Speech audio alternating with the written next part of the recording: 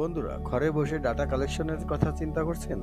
Google form ব্যবহার করে আপনি যে কোনো তথ্য সংগ্রহ করবেন খুব সহজে। কিভাবে করবেন এটা আমি আপনাদের এই ভিডিওতে দেখাবো। ধরুন আপনি একজন প্রতিষ্ঠান প্রধান। আপনার প্রয়োজনে আপনি আপনার স্টাফদের কাছ থেকে বা ছাত্রছাত্রী হতে পারে তাদের কাছ থেকে বা জনসাধারণের কাছ থেকে যে কোনো তথ্য সংগ্রহ করতে পারেন ঘরে বসে। প্রথমে স্টার্ট ক্লিক করে যে কোনো একটি ব্রাউজারে প্রবেশ করুন। এবার www.gmail.com এ প্রবেশ করুন। আপনার জিমেইল অ্যাকাউন্ট দিন। আপনার পাসওয়ার্ডটি দিন। এবার জিমেইল প্ল্যাটফর্মে প্রবেশ করুন। জিমেইলের ইন্টারফেসের ডান দিকে 9টি ডট এর উপর ক্লিক করুন। একটু স্ক্রোল করে নিচের দিকে আসুন। এখানে একটি ফরম বেগুনি রঙের দেখতে পারবেন। ফর্মে ক্লিক করুন। এমন একটি ইন্টারফেস আসলে আপনারা বিভিন্ন ধরনের ফর্মের ডেমো বা টেমপ্লেট দেখতে পারবেন। এখানে contact information, party invite, T-shirt sign আপের মতো অসংখ্য ফরম্যাট দেখতে পারবেন। একটু নিচের দিকে স্ক্রোল করলে তৈরিকৃত বিভিন্ন ধরনের ফরম্যাট দেখা যাবে। যেহেতু আমি একটি নতুন ডাটা ফর্ম তৈরি করে দেখাবো, তাই প্রথমে ব্ল্যাঙ্ক ফর্মে ক্লিক করলাম। আনটাইটেল ফর্মের এখানে ক্লিক করে যে ধরনের ডাটা চাই সেই হিসেবে ফর্মের টাইটেলটি লিখে নেব। নিচের দিকে এইরকম আনটাইটেলড অপশনে ক্লিক করে নিব। যে জাতীয় তথ্য শিক্ষার্থীদের কাছ থেকে প্রয়োজন তা লিখব, যেমন শিক্ষার্থীর নাম। যেহেতু একটি নাম সংক্ষেপে হয়ে থাকে, তাই শর্ট অ্যান্সারে ক্লিক করব।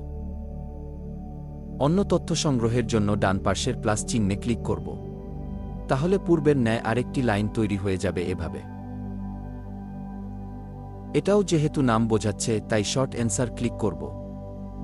ডেট ফরম্যাট অনুযায়ী তথ্য চাইলে ডান পাশের ফরম্যাটে ক্লিক করে ডেট সিলেক্ট করে দিতে হবে।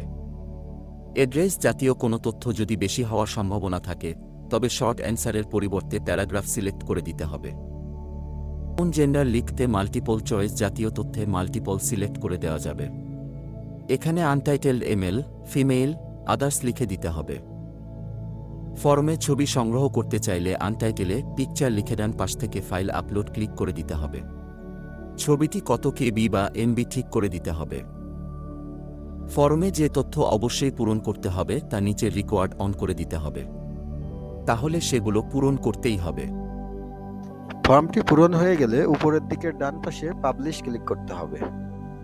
পাবলিশে ক্লিক করার পর একটু নিচের দিকে রেসপন্ডার লিঙ্কে ক্লিক করে কপি করে নিন। চাইলে আপনি এই লিঙ্কটা শর্ট পেন দিয়ে শর্ট করে নিতে পারবেন। সেভ ক্লিক করব। এরপর কপি করা লিঙ্কটি আমি অন্য একটি ব্রাউজারে পেস্ট করে এখন এটার ভিতরে প্রবেশ করলাম।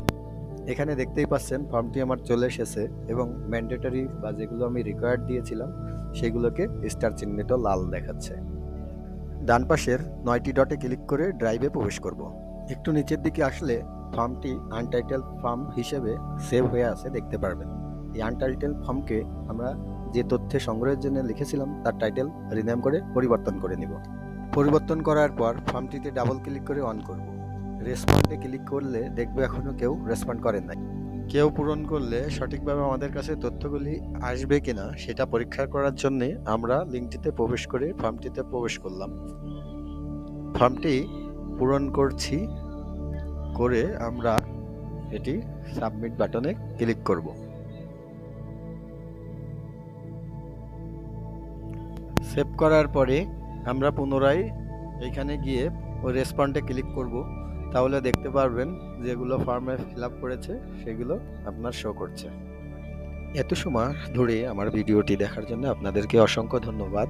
আমি আশা করি আপনারা যারা ডাটা কালেকশন করে নিজের কাছে রাখতে পছন্দ করেন বা কোনো প্রয়োজনে লাগাতে পছন্দ করেন, তারা গুগল ড্রাইভের এই গুগল ফর্ম ব্যবহার করে নিজের তথ্য নিজে ইচ্ছা মতো আপনি কালেক্ট করতে পারবেন। আপনাদেরকে অসংখ্য ধন্যবাদ।